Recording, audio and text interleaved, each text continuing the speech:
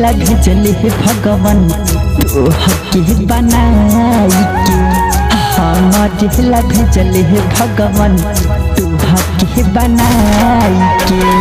बड़ा खुश बानी हम हो, बड़ा खुश बानी हम हो तोहरा के पाई के। तोहरे ला भेजले भगवान हमके बनाई के। हमार दिला भेजले भगवान तोहके बनाई के।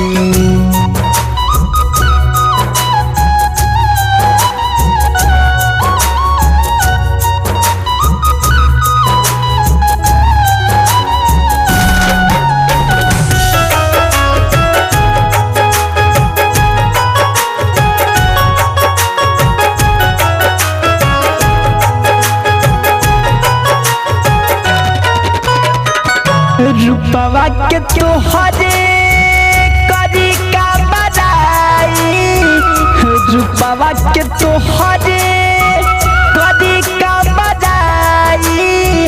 परियों से सुनरी बाहर सुख जाई, परियों से सुनरी बाहर सुख जाई।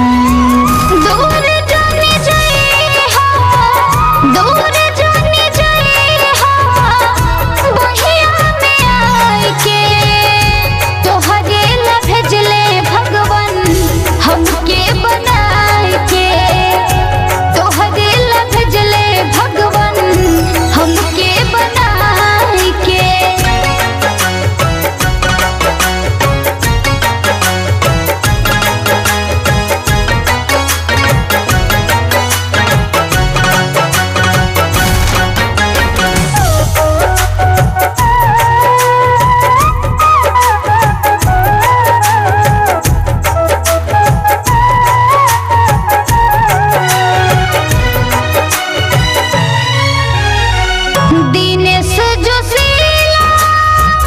बनी हो हमार हो, दिनेश जोशीला बनी हो हमार हो।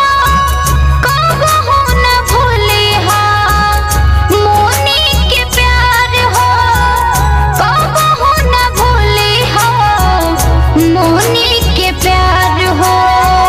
रहमजीत बबुआ कहे, रहमजीत बबुआ कहे खूबे मुस्काई के। हमारे ला भेजले भगवान तोहके बनाई के। तोहरे ला भेजले भगवान हमके बनाई के।